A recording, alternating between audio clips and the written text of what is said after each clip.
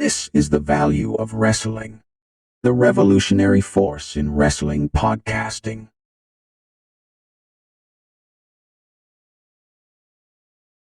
Oh, you didn't know we are back and we are here, or I am here, right here on the Value Wrestling, right here on YouTube to bring you breaking news reports and a little bit of ranting.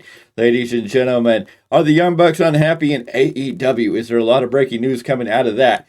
What is the status of Gunther? What is a surprise WWE Champion return plan for day one? What is Britt Baker's real status? And so much more. We're going to break it right down right here on Big Tyme Rants right after this.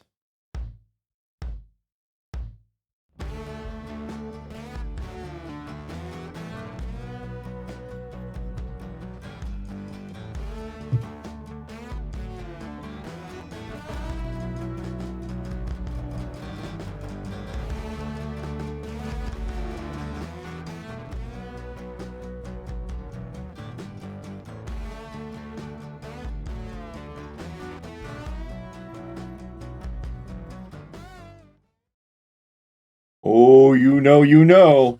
On the Big Time, we're right here on the Value Wrestling with the Big Tyme Rants, and we are doing what we do best. Welcome to the party. Thank you for taking time out of your day, your evening, and joining me right here on the Value Wrestling. So we bring you some breaking news. Gunther, why is Gunther off the TV? Well, it looks like him and wife Jenny have had a baby, and that is why Gunther is not on TV. He announced via, what did it say? Was it Twitter? He did announce that he had a baby with his wife, Jenny, on social media on December 27th. They have a son. Congratulations to Gunther and former pro wrestler Jenny, I believe is her name, and Gunther on their new bundle of joy.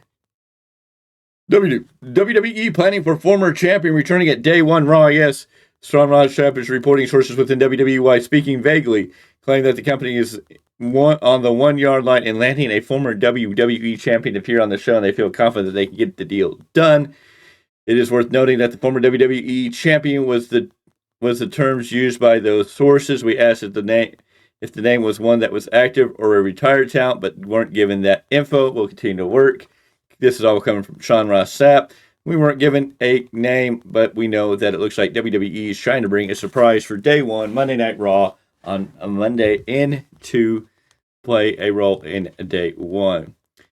Britt Baker, what is the current status with Britt Baker? It looks like Big Baker was announced when Tony Khan had a recent media call that she has been around, but she has been injured along with or out on injury, medical issues like Kenny Omega, Pac, Adam Cole, Baker, Jamie Hayter, all out.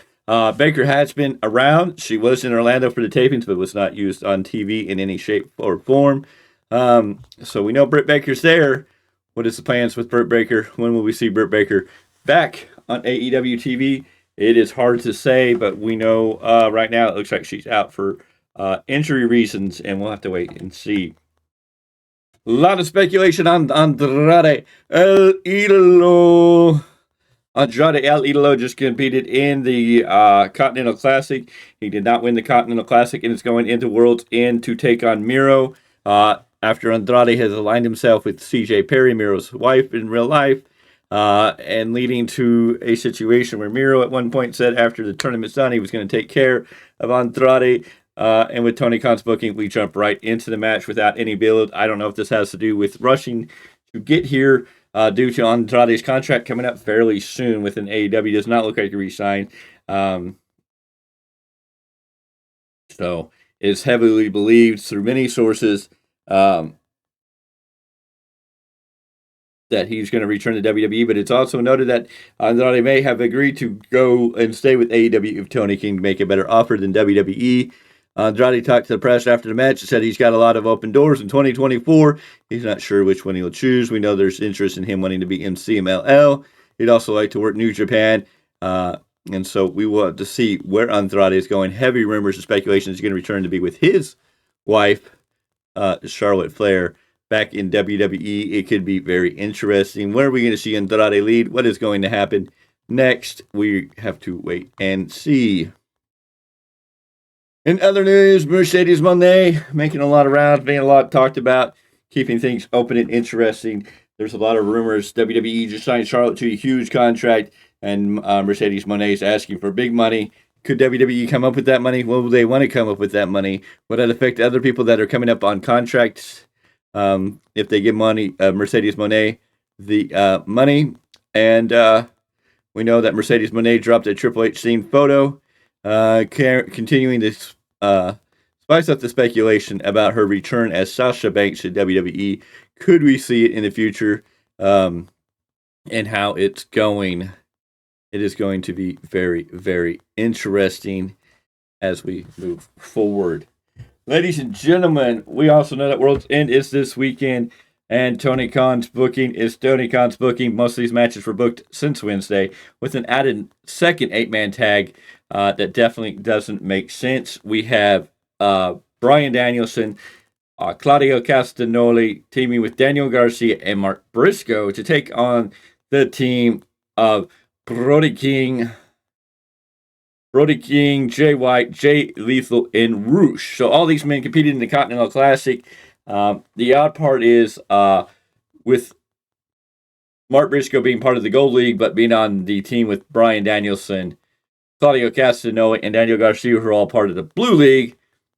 And then the team of Jay White, Roosh, and Jay Lethal were all Gold League, but Brody King is Blue League.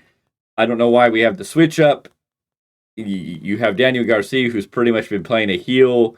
You have Bryan Danielson, who's a babyface. Claudio Castagnoli, who's heel-ish, but a tweener, you could say.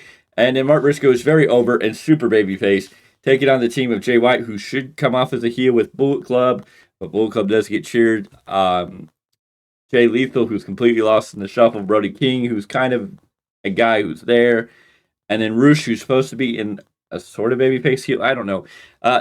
We can't make sense of, or I can't make sense of why this match is being booked, who's on whose side, and why we did it this way. It's very interesting. It's not the losers of the Blue League versus the losers of the Gold League, which would have made way more sense to me. But that's another match we're getting at World's End. Of course, we'll be here tomorrow night after World's End, the event that is going to take place for AEW on Saturday, tomorrow night. And we will be here live to do a whole review. It'll be me, Mr. Clark, and our New Japan Pro Wrestling expert, Miguel Z, breaking it all down for you, going over all the matches and the results and how it all played out, what our thoughts were on it. It should be interesting to see this event. We know that Big Bill, Ricky Starks are teaming up with what is now Takeshita and Powerhouse Hobbs to take on the team of Sting, Darby Allin, Chris Jericho, and Sammy Guevara. Another weird concept. We know Miro and Andrade, again, they're going to face one another. We know that there's been a small little build that Andrade wouldn't mess with, or Miro wouldn't mess with Andrade until after he was done with the tournament. Andrade done with the tournament, so we're rushing in the match. We know last week on Collision, Swerve came out and said he was going to tear down a house brick by brick. Swerve knew he was talking about him, so we're jumping into that match without really giving more build or substance behind this story. It's a little lackluster. I feel Tony Khan's dropping the ball, rushing to get this pay-per-view on without a lot of build to bring in interest, make you interested. Why should I be interested in an 8-man tag between all these people who lost in the Continental Classic when it's not Blue League versus Gold League or any? It doesn't make sense. And then we got 2 8-man tags, so it's another feeling like a Vince idea of let's get everybody on the card because everybody needs to be on the card before the world ends. Is it necessary? I don't think so. Are we going to see other matches? I don't know. Very good chance. We know Hook and Wheeler Yuta for the FTW Championship. FTW rules on the 0 hour and a 20-man battle royal on 0 hour to crown a number 1 contender that can get a TNT title shot anywhere, anytime. Will not affect the TNT Championship match later that night between Christian Cage and Adam Copeland in a no disqualification match. So that's interesting. We know Joe is working with the devil. It does not look after everything that's coming out. People are still speculating that Joe is not the devil. And I guess I have to assume I'm wrong from what I said the other night, that Joe must not be the devil. He must have been working with the devil. The devil may still be Adam Cole, which would make sense because Adam Cole was the one that was pushing for MJF to work with Samoa Joe. Why we're making Adam Cole the devil and turning him heel and all, I don't know. This is not necessarily the best booking Tony Khan's on his own. So we'll have to see what is going to happen with all of that. Other news, Goldberg back in the rumor mill, mad at Vince that he has not gotten his retirement match, said he did what Vince wanted him to do, including losing and putting over Roman Reigns really strong. And Goldberg is not happy with Vince because Vince did not follow through and give him his retirement match. Goldberg isn't happy. I owe him everything until we went to Saudi Arabia. He asked me to put Roman Reigns over, and I had COVID. I remember calling him from my house and said, listen, here's the deal. I'll do it if you give me my retirement match. I did what he asked. As a performer, I was 56 years old. As a human being, you're conscious about how you look in a bathing suit, especially too much prior to being in that bathing suit. You couldn't work out because you had COVID. I put myself in a horrible situation to get what I wanted to, but to satisfy him and give him what he wanted. And those are Goldberg's words. Goldberg not happy. We're going to see what happens. Goldberg still wanting his retirement match. There's rumors that he may show up in AEW. Will he return for WWE? Will Triple H use Goldberg and give Goldberg the opportunity he wants? In other news and rumors, the big rumor is the Young Bucks aren't happy with Dana Massey leaving AEW. Is there more behind that storyline than just her leaving AEW?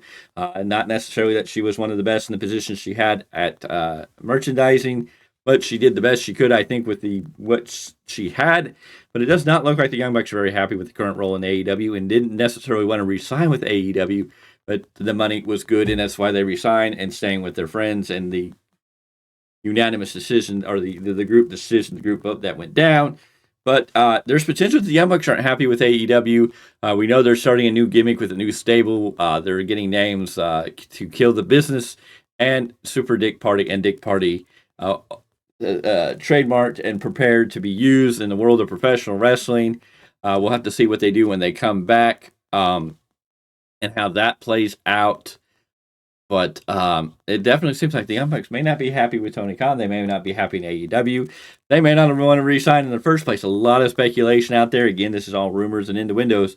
We're trying to dig more into the information for cold hard facts, but the Young Bucks may not be happy with the current status, current situation in AEW, and could change things. They may want out of their contracts. If the Young Bucks were to leave AEW, would that change the course of AEW's history?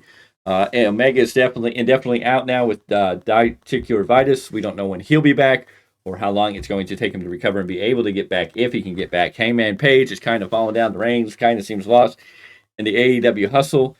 He's not on the upcoming pay-per-view. He was not in the Continental Classic tournament, which would have been a good place for him. It doesn't seem like we're doing anything with him, and now the Young Bucks are starting a new stable. We've heard a lot of names. We know that Colt Cabana was possibly a part of the stable. Brandon Cutler is probably going to be part of the stable. Will there be other names? Will there be other innuendos? Will there be other people that are thinking about joining this? It's going to be hard to say, but there's a lot of speculation that the Young Bucks are not currently happy with their AEW role, position, whatever may be going on. So the Young Bucks have gone away. Matt Jackson's wife stepped away from her position within merchandising. AEW looking to change. Is it going to hurt them? Probably not. AEW is a machine. It'll continue to roll on because Tony Khan has nothing but money to throw at it. And speaking of Tony Khan, is his TV deal up? Is Warner Brothers Discovery working a deal with WWE for Raw? What happens to Tony? These are a lot of things that are going to be up in the air. I think tomorrow night we're going to see where World's End hits, how that plays out, what happens there, and see what happens going into 2024. Things are going to change. A lot is going to happen, and it's going to get very, very interesting as we move forward in the future. WWE looking to start the future off hot. Raw is going to be a Raw Day 1 episode, while SmackDown is going to be a SmackDown New Year's Revolution episode, and we're building quickly into what is going to be one of the best, possibly one of the best Royal Rumbles that we're building into. There's a lot there to look into, and we can't wait to see how that plays out and when that plays out. So, all we can do is be ready and see what happens. It's going to be very, very interesting going forward. Anyways, ladies and gentlemen, on the Big Time, this is the Value of Wrestling. We thank you for being here. Make sure you go ahead and like this video. Drop your comments, drop your opinions if you agree with what I said, or if you disagree with what I said, that's perfectly fine. Make sure you share this video out with friends, family, and anybody who loves professional wrestling. We need to get it out there. If you're new here and you haven't subscribed, please hit that subscribe button. We are trying to make 200 before the end of the year so we can get off to 2024 in a big bang. And we need each and every subscriber we can get. And it helps if you jump on there and hit that subscribe button. And it costs you absolutely nothing. Hit that subscribe button. Join the Value Wrestling family. Help us grow. Help us become a contender in the podcasting wrestling world. where we believe we belong.